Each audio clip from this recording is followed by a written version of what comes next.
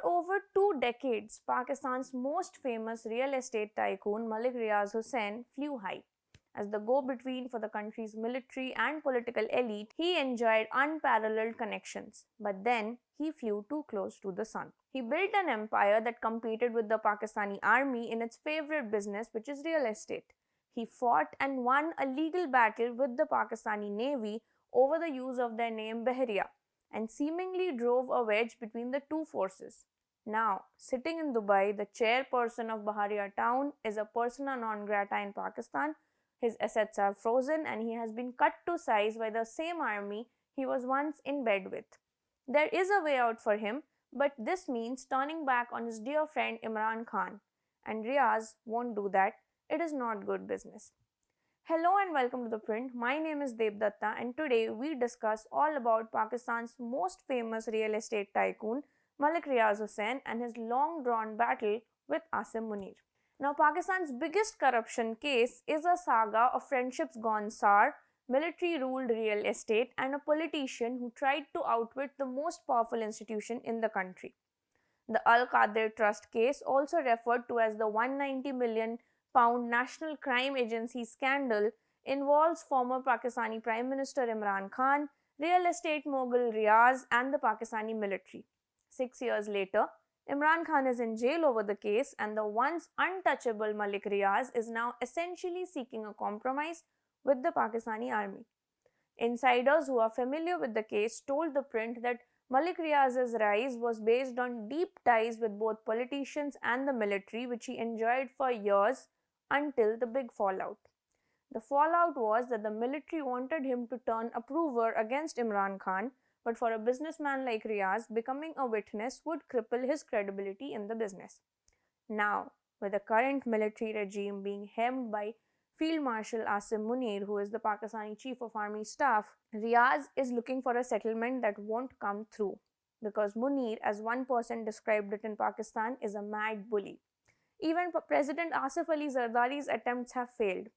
For many, Malik Riaz's fall highlights how the saying rings true in Pakistan, that most countries have an army, but Pakistan's army has a country. Now, the case essentially is a Pakistan Navy versus Pakistan Army case that started out quite early in the 90s. In Pakistan, real estate is strict military business.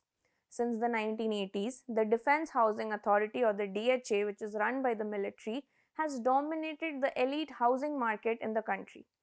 Into this world stepped Malik Riaz, a contractor who by the late 1990s had aligned himself with Pakistan Navy's Bahria Foundation housing project.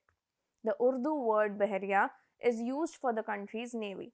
In 1996, Riaz's construction company Hussain Global made an agreement with the Bahria Foundation to start what is purportedly Asia's largest private housing society called Bahria Town.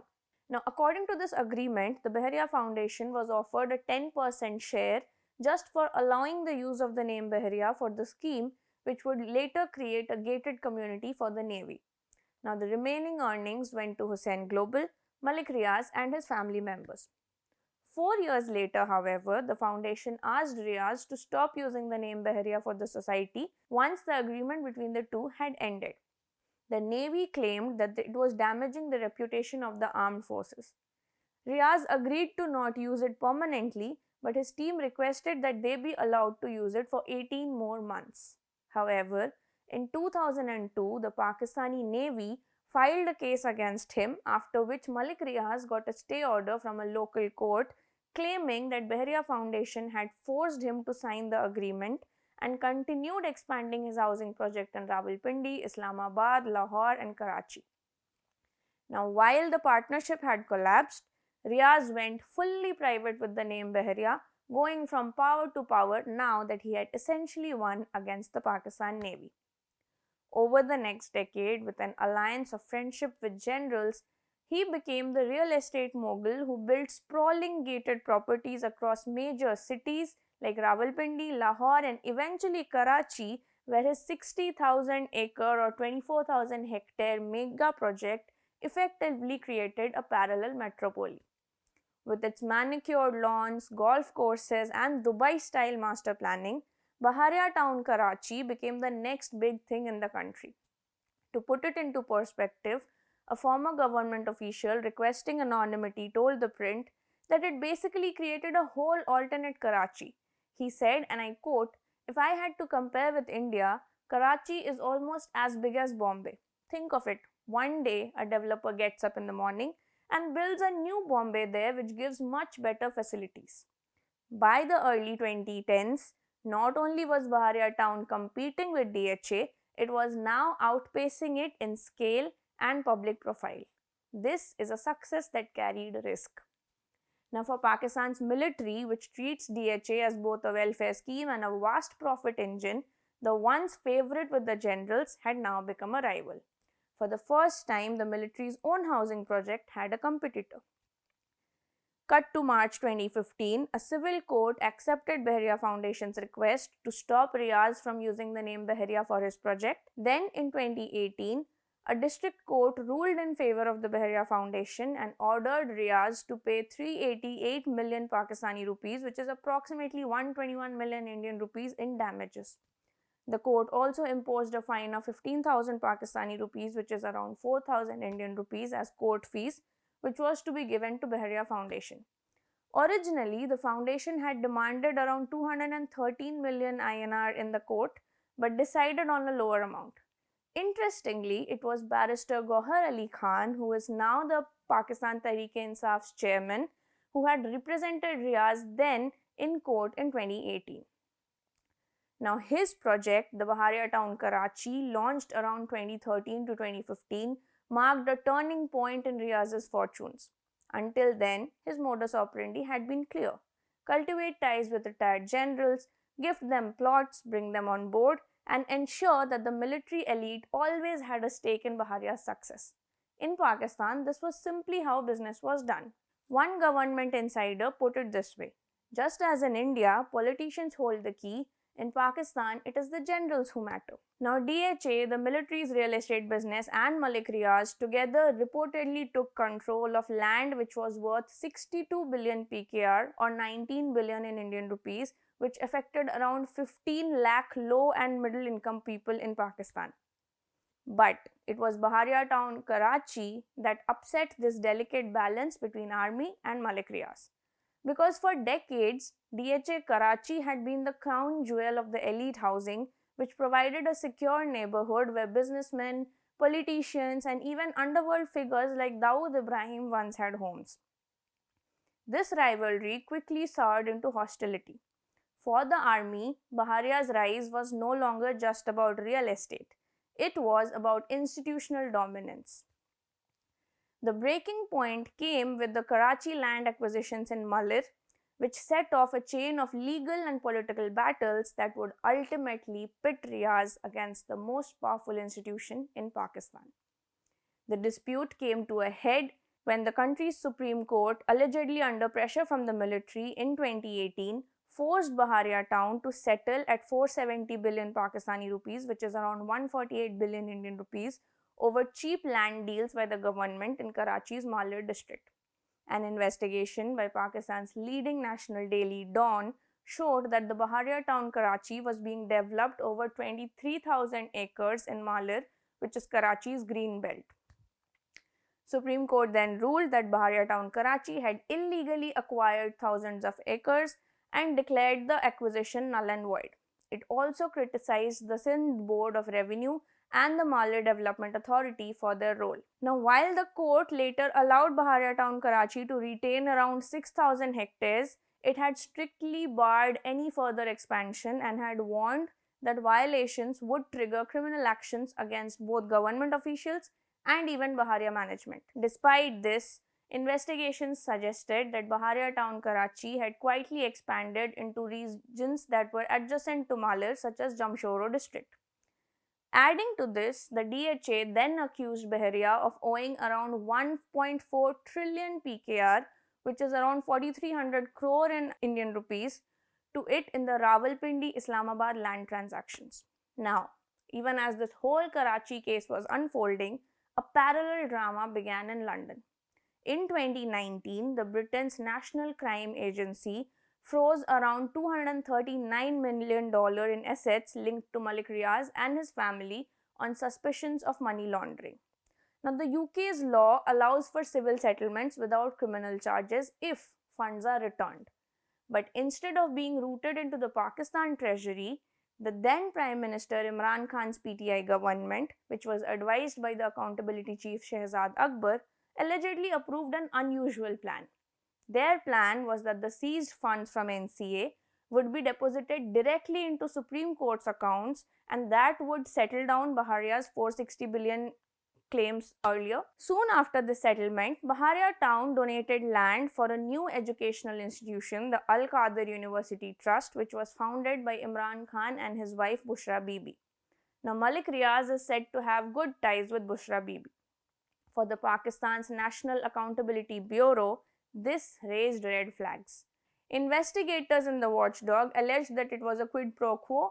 Riaz's UK frozen funds were used to settle his debts in Pakistan, while Riaz in return helped Imran Khan set up his land. Now, the National Accountability Bureau claims that the arrangement deprived the Pakistani state of more than $239 million. Now, here's where it gets complex.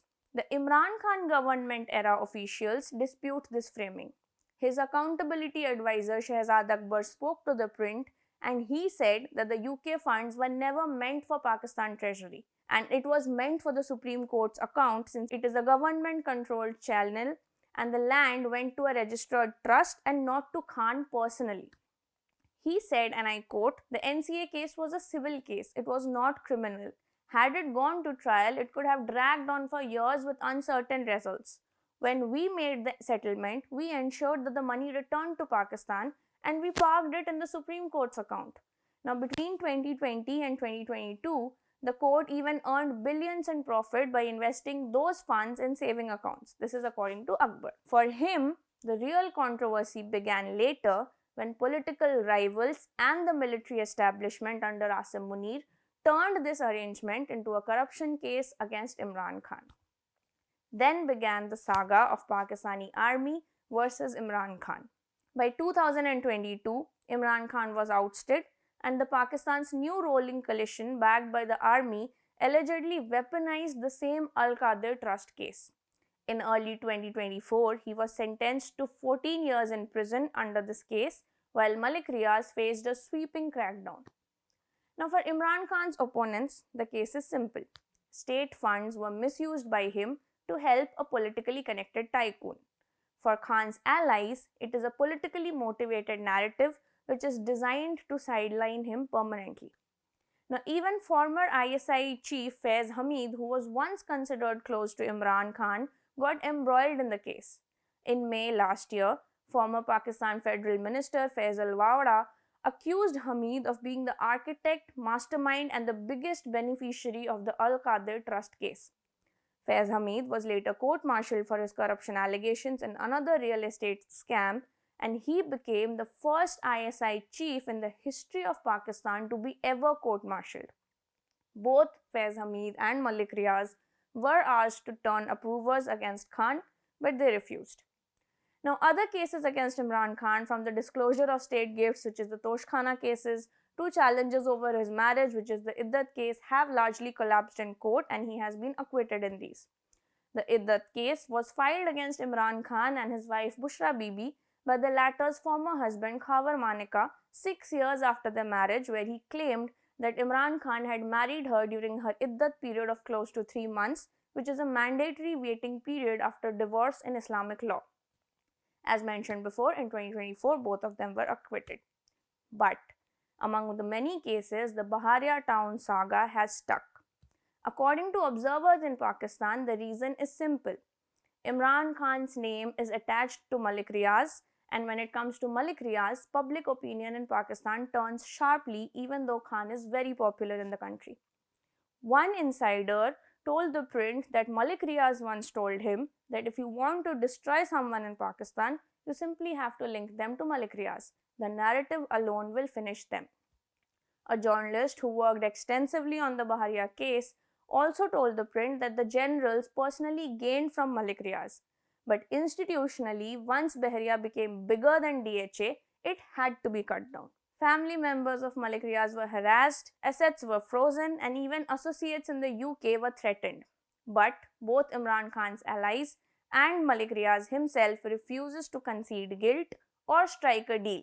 Shahzad Akbar, who was then the accountability chief under Imran Khan, insisted that his only crime was refusing to testify against Khan.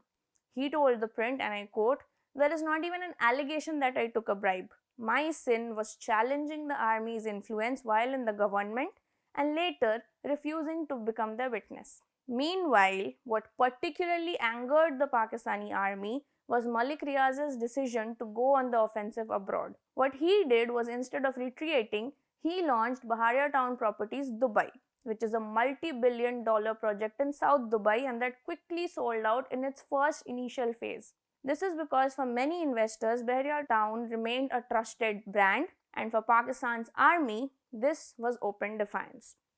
Now, the crackdown has only deepened under Army Chief Asim Munir, whose tenure marks what critics describe as the most overtly authoritarian phase in recent memory. According to insiders, Asim Munir sees no room for compromise. While past chiefs operated with a mask of political accommodation, his approach is blunt. It is simple: consolidate control, crush opposition, keep the economy, especially the land and real estate, firmly under military oversight. What has now happened is that Malik Riaz now faces a stalemate. The once powerful real estate mogul has now had his accounts frozen, his assets seized, and half of his staff has been arrested, which has led to a near shutdown of Bahria Town in Pakistan. Add to this, the National Accountability Bureau is also seeking his extradition from the UAE. The National Accountability Bureau Rawalpindi earlier this month auctioned 3 out of his 6 commercial properties as part of efforts to recover dues under a court-approved plea bargain. According to former government officials, the auction was held to recover the outstanding amount which was agreed in judicial settlement. Bahria Town's Rubaish Marquee in Karachi was sold for Rs 500 million. Conditional offers were also received for Corporate Office 1 and Office 2 across Pakistan, but final approval is still pending. The other 3 properties did not attract acceptable bids, and they will be put up at an auction later at some later date. Another official in the know said that Malik Riaz's property in London are now up for sale, and the buyer is a man none other than a person who's close to Pakistani army. The man is Masawar Abbasi, whose name was once on the Pakistan's 4th schedule under the Anti-Terrorism Act in early 2019 because of his alleged link to land mafias and extremist groups. However, by October 2019, his name had been quietly removed, reportedly with the help of influential connections like Junaid Afridi, who was the brother of then Interior Minister Shahryar Afridi.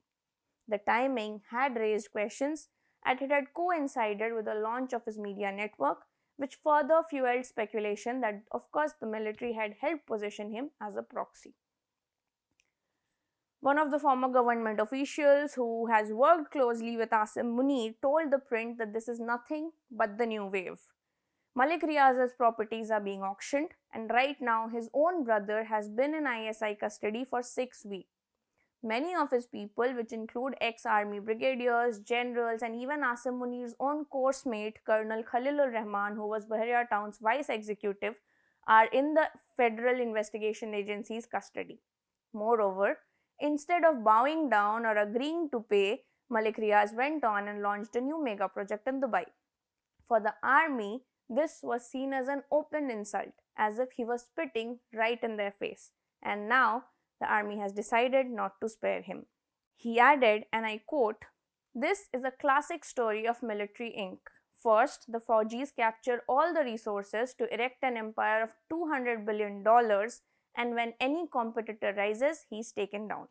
They then use state machinery and power to take them down, such as the NAB or the FIA or the Federal Bureau of Revenue or the State Bank of Pakistan, which are all pawns essentially of the military-run empire." He concluded with the lines, "Our national anthem is, 'Ye watan tumhara, fauj ka hai, hum hai khamukha isme,' which loosely translates to, 'This country is the army's, we are in it for nothing.'" This is Debdutta for The Print. Keep watching for more such videos.